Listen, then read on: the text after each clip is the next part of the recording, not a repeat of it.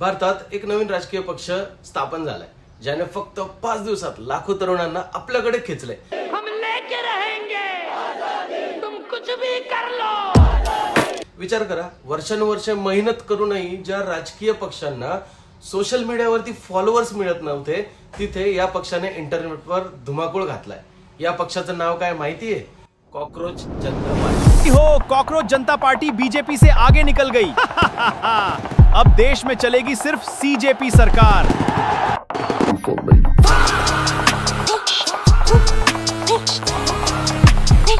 एक कॉकरोच बनने वाला है भारत का अगला प्रधानमंत्री, क्योंकि 2029 में ना भाजपा जीतने वाली है, ना कांग्रेस, ना ही कोई और पार्टी, बल्कि बीते कुछ दिनों से हर युवा की जबान पर है अगली बार कॉकरोच जनता पार्टी की सरकार। ऐकायला विनोद वाटतोय ना, पण थांबा, ही फक्त एक थट्टा आहे की भारतीय तरुणांनी सरकार आणि सिस्टीम विरोधात पुकारलेला एक नवीन बंड आहे। देशाच्या सरन्यायाधीशांनी असं काय म्हटलं ज्यामुळे एका रात्रीत हा झुरळ पक्ष जन्माला आला?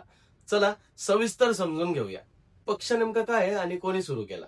तर हा कॉकरोच जनता पार्टी पक्ष नक्की काय आहे? 16 मे 2026 रोजी अभिजित दिपके नावाच्या एका 30 वर्षाच्या तरुणाने या पक्षाची स्थापना केली। अभिजित हा पूर्वी आम आदमी पार्टीचा सोशल मीडिया स्ट्रॅटेजिस्ट होता आणि सध्या तो बोस्टन युनिव्हर्सिटीमध्ये पब्लिक रिलेशन्सचे शिक्षण घेत आहे। पण त्याने हा पक्ष का सुरू केला, यामागची कहाणी खूप रंजक आहे आणि तितकीच धक्कादायक पण आहे। 15 मे रोजी सुप्रीम कोर्टात एका केसच्या सुनावणी दरम्यान सरन्यायाधीशांनी सीजेआयने एक वक्तव्य केलं। त्यांनी बनावट पदव्या घेऊन वकिलीत येणाऱ्या किंवा सिस्टीमवर टीका करणाऱ्या काही बेरोजगार तरुणांची तुलना थेट झुरळांशी केली। जरी नंतर त्यांनी स्पष्टीकरण दिलं की त्यांचा रोग सामान्य तरुणांवर नव्हता, तरी इंटरनेटवर ज्या जेनजी तरुणांचा पारा चढला, आम्ही बेरोजगार आहोत तर आम्ही झुरळ आहोत का, असा सवाल करत अभिजितने लगेच दुसऱ्या दिवशी कॉकरोच जनता पार्टीची घोषणा केली आणि एक गुगल फॉर्म शेअर केला। मग काय, इंटरनेटवर जणू काही स्फोटच झाला। अवघ्या काही दिवसात या पक्षाला इंस्टाग्रामवर लाखो लोकांनी फॉलो केलं आणि हजारो तरुणांनी अधिकृत सदस्य म्हणून नोंदणी केली। आता पक्षाचे नियम आणि पात्रता ऐकून तर तुमचे डोके फिरेलच। या पक्षात सामील होण्यासाठी क्रायटेरिया काय आहे माहितीये? तुम्ही बेरोजगार असले पाहिजे, मग ते सक्तीने असो वा इच्छेने। तुम्ही आळशी असले पाहिजे, म्हणजेच शारीरिक कष्टाचा कंटाळा असणारा माणूस। तुम्ही क्रॉनिकली ऑनलाईन असले पाहिजे, म्हणजे दिवसातून किमान 11 तास मोबाईल मध्ये तोंड घालून बसणारे पाहिजे। आणि सर्वात महत्वाचं म्हणजे तुम्हाला सोशल मीडियावर चांगल्या दर्जाची बोंबाबोंब करता आली पाहिजे। बघता बघता महुआ मोइत्रा आणि कीर्ती आझाद यांसारख्या बड्या खासदारांनी ही सोशल मीडियावरची या पक्षाची चौकशी करायला सुरुवात केली। पक्षाचं चिन्ह काय ठरलं माहितीये? आपला मोबाईल फोन आणि त्यावरती कॉकरोच। हा फक्त टाइमपास म्हणजे सटायर आहे की खरंच काही होणार आहे? आता तुम्हाला प्रश्न पडला असेल की हे तरुण या पार्टीचं नेमकं करणार काय?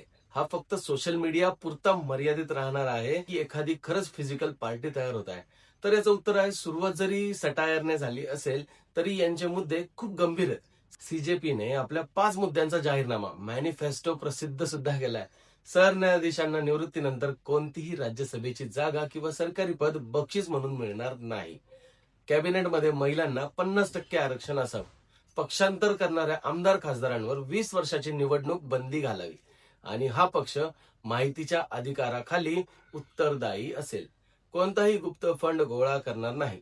इतकंच नाही तर सध्या देशात गाजणाऱ्या नीट पेपर लीक प्रकरणी या पक्षाने थेट शिक्षण मंत्र्यांच्या राजीनाम्याची मागणी सुद्धा केली आणि सीबीएसईच्या रिचेकिंग फी विरोधात आवाज उठवलाय। काही शहरांमध्ये तर तरुण मी कॉकरोच आहे असे फलक लावून कचरा साफ करण्याची आणि सामाजिक कामं करण्याची आंदोलने प्रत्यक्ष रस्त्यावर उतरून करत आहेत। अगदी बिहारमधील बँकपूर विधानसभा पोटनिवडणुकीत आपला पहिला उमेदवार उभा करू अशी इच्छा सुद्धा त्यांनी दाखवली आहे। म्हणजे आता अशा चर्चा चालू झाल्या आहेत। मग काय वाटतं, जेनझी तरुणांनी खरंच सरकार विरोधी किंवा सिस्टम विरोधी एक मोठी चळवळ सुरू केली असेल का? मित्रांनो, आज देशात सुशिक्षित बेरोजगारांची संख्या प्रचंड वाढली। पेपर लीक, परीक्षांमधील घोटाळे यामध्ये तरुण प्रचंड नैराश्यात आहे। पारंपरिक राजकीय पक्षांवरून आहे ना त्यांचा विश्वास उडालाय।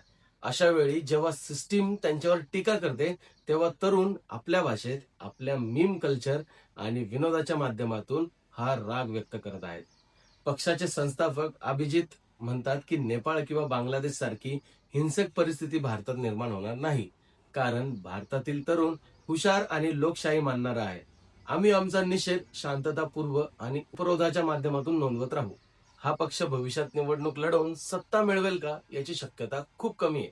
पण या पक्षाने देशातील सत्ताधाऱ्यांना आणि सिस्टीमला एक मोठा इशारा दिला की जर तुम्ही तरुणांच्या नोकऱ्यांकडे आणि भविष्याकडे दुर्लक्ष केलं तर इंटरनेटवरची ही झुरळांची फौज तुमच्या सिस्टीम मध्येही घाण साफ करायला रस्त्यावर उतरायला वेळ लावणार नाही.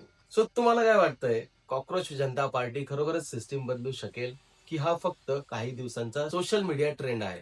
तुमची प्रतिक्रिया कमेंट मध्ये नक्की सांगा. सो व्हिडिओ जर आवडला असेल तर लाईक करा, शेअर करा आणि सबस्क्राईब करा. जय हिंद.